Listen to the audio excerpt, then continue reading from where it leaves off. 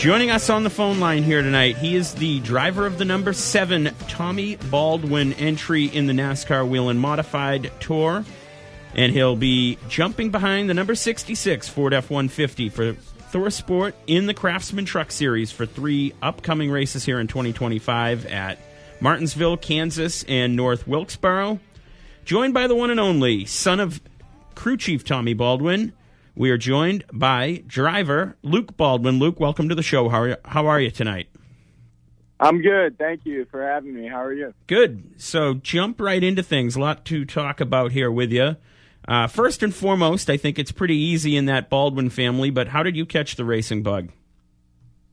Yeah, I mean, growing up, I was a huge NASCAR fan, getting to go to the track a lot of weekends, but I never really knew it was possible that I could get in a go-kart or a bandolero or any type of race car myself when I was young, and that kind of faded away. And as I got more focused into like school sports, and then I got on iRacing just for fun because my brother was, and he started racing in real life, and then you couldn't pull me off the simulator for a couple years, and finally my parents let me get in a legend car, and it was off to the races from there. So obviously some big news coming out a couple of weeks back that you'll be making your Truck Series debut, but let's talk a little bit about the kickoff to the season here in 2025 for your Whelen Modified Tour Series at New Smyrna. Finished 4th. Talk to us a little bit about the race down at New Smyrna. Yeah, we had a really, really good race car at New Smyrna, probably a winning race car if some pit strategy and pit miscommunications didn't transpire between us. We cost ourselves that one, but it's still. So I got to sit back and kind of think about how well we ran and how lucky I am that I'm even able to go out and do it. So yeah, it was a good one. We got the pole. We were fastest in one of the practices. It was kind of a statement race, I think, that we're going to be here to compete for the whole year. So obviously, the first story I can remember, I'm a little bit older than you, but your father crew chiefing for Ward Burton up at New Hampshire Motor Speedway in 2002. Talk to us a little bit about the relationship with you and your father and learning here in jumping into the mods and everything that you have done so far with your father behind you.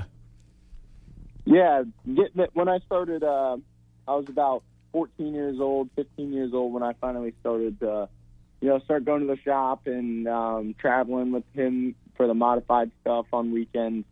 And since then, we've gotten a lot closer. I'm lucky to be able to learn from him, one of the best there is, day in and day out, whether it's at the shop, at the racetrack, or life lessons at home. But yeah, we've gotten super close. We're together almost every day. It's been a lot of fun.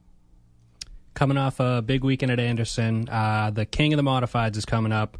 What is it going to take to go back-to-back and get crowned king once again? I need to make 0 mistakes. Kind of recently, past year or so, been biting myself in the butt, making mistakes that I just need to not make to win more races. But that just comes with experience, right? I haven't been doing this been racing full-blown modified this is my 2nd year now and 3rd year in a full-size race car. So I'm learning. Just got to stay focused, keep my head down. I know I'll have a really good race car. We tested last week, and we're super fast, I think. So, yeah, I just got to drive a mistake-free race, stay out of trouble, and just keep my head on straight. So, Luke, what's it feel like obviously driving the iconic 7NY, but like doing that at like Riverhead and having to like carry on the tradition that's been there? What's that all about? Yeah, it was cool to get my first race in the actual 7NY. I raced the 70A for Jeremy Sadler the whole first half of last year, but the first race I actually got to drive my dad's car was at Riverhead for my grandpa's memorial race last year, and that was really special. I was carrying a Charlie Drazon back throwback team too, so that was really cool. The ISO 300 was a lot of fun until I flipped up and wrecked my brother and cost us both good runs. But yeah, it's cool to drive the family car with the black body, red chassis like Grandpa used to do it. Feels like I have someone sitting next to me riding with me when I'm driving that car for sure. You know, the funny thing is every driver I've met who comes out of that area, they all want 7NY on their car too. So it's kind of a cool thing. Yeah, no, it's I'm definitely honored to be able to carry the number. I didn't when I raced the Legend car. My brother was a 7NY, and I was racing against him sometimes, so I had to run the 7NC. I had to run the 7NC in the crate modified, then the 7VA in my first tour modified, and finally got to pilot the 7NY, and that was really cool. So talk to us a little bit. You mentioned Hermie Sadler, and you ran for him in the mods the early part of last year. Talk to us a little bit about your relationship with Hermie and what you learned in those races last year. Yeah, Hermie's the reason I'm racing right now, to be honest with you. Going into last year, it was we were just kind of deciding what we were wanting to do. I was going to race part-time for sure, not nearly as much as I ended up running, but I was kind of starting to focus on spotting, because I spotted for Ryan Newman 2 years ago, full-time on the tour. So that was kind of what I started to focus on, and then Hermie called my dad and wanted to give me a shot on the Smart Modified Tour, and he's like I said, him, Bill Stanley, PSR Products, they're the reason I'm still racing and at this point. So super grateful for him. Yeah, we've gotten pretty close. I love working with the PSR Products guys, Phil Stefanelli and Neil Cantor. They bring me fast race cars every week. So yeah, it's cool that he gave me the shot and we took off and ran with it. Are you going to continue to do some vlogs this year? I watched the first one. You put me onto an amazing Kodak Black song as well. It was a good watch, and I was wondering if your dad's introduction into media really made you inspired to start making videos and promote your own content. I've always wanted to. Like, even as a kid, I wanted to be a YouTuber. Like, I watched regular vloggers, and I wanted to be a YouTuber. I got a camera for my birthday one time. It wasn't exactly the best camera to vlog with, but I just haven't had the tools. I'm not super good at editing a video that long. I didn't have a camera guy, but I met Brett Suggs a while ago through iRacing, and he does a lot of media stuff, and I've seen him do some short vlogs for people, and I figured why not give it a go. So yeah, whenever he's got a full-time job with a late model program that he has to attend to a little bit. But whenever he has free weekends, I'm bringing him to the racetrack, and we're going to do as many as we can. Awesome.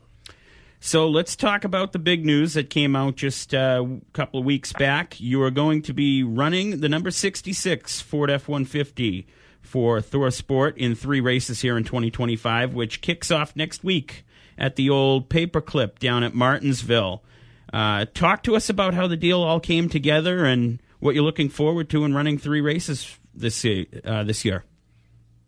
Yeah, around the midpoint of last year, sat down and had a conversation with my dad, and we thought it was time. We're already a little behind the 8 ball on experience and time I've spent racing, so it's time to start catching up. He figured that why not try to get me into something this year, and we had a lot of conversations with a few different teams, and ThorSport was just 100% the best fit. It was kind of obvious after a little while, and they treated us great. We worked on the deal all the way from about September until we put it together a couple weeks ago.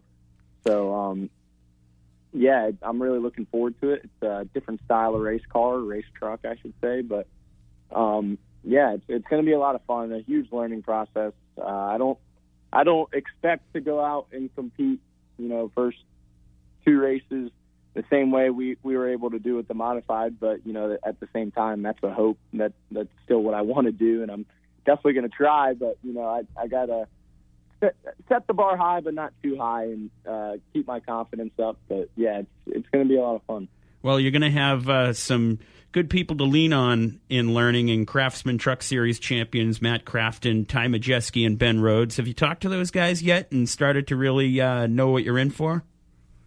Yeah, I had my first sim session on Monday, and Ty was watching, helped me out. I had a good phone call with him yesterday, debriefing on the sim, and I think he's going to help me in my next session next week too. So Ty's been great. He's definitely one of the best people to lean on in that aspect. He obviously goes really fast every weekend. He's got a lot of experience in the sim, and he knows what to transfer from there into the racetrack. And then, then once we get to the racetrack, there's going to be not just, Matt, Ben, but Jake Garcia. He's really good too.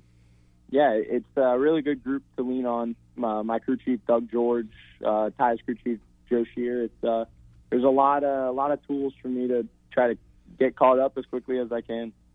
Luke, what do you think your hardest adjustment's going to be coming from modified to truck?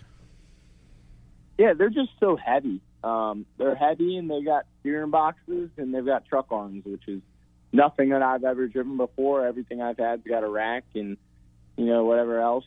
Super light, built to turn left, offset race cars. So it's going to be tough getting the weight figured out and the body roll. It's not too much body roll, but there's a lot of travel in there. So, but at the end of the day, it's got 4 wheels, a steering wheel, and it goes in circles or ovals, I should say. But it's going to be tough to adapt. There's a couple tendencies I think I have in the modified that aren't going to do me any favors with the truck, but I think with the people around me, I have a pretty good understanding of what needs to be different, what needs to be the same, and what I need to focus on and what needs to be worked on.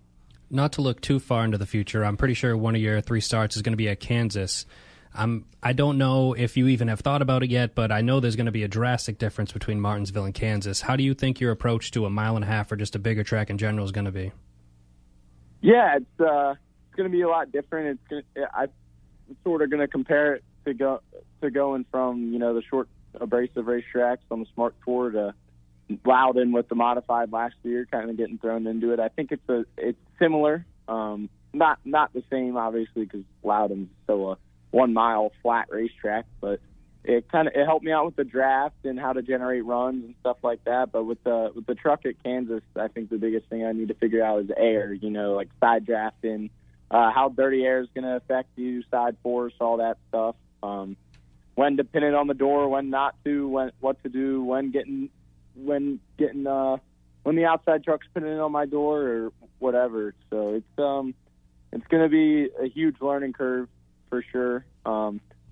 But, I'm going to have some sim time to get used to, by myself. And like I've said a couple of times, a lot of great people to lean on and a good spotter and Tab Boyd. So I should be hopefully in good shape. Now, I'd assume of the 3 tracks you're running in the Truck Series at Kansas is probably the only one you haven't logged laps on. How does that make a difference for you, or does it with obviously sim time being available? Yeah, it's going to be different. I'm pretty sure it's wide open when you're on fresh tires and by yourself. But yeah, it's going to be different. I've got iRacing tools at home as well. That obviously it's not as close to the real life as the Ford sim is, but I can still get used to racing 1.5 miles a little bit. Kansas is one of my favorite places to go on iRacing, so it's going to be different. A huge learning curve, but at some point I got to figure that out if I want to make it to the highest level. Luke, what's these? I'm older, so I don't play iRacing and I don't know about the simulators. But all the young kids love these simulators. What is the simulator like that you have access to now that you're driving the truck?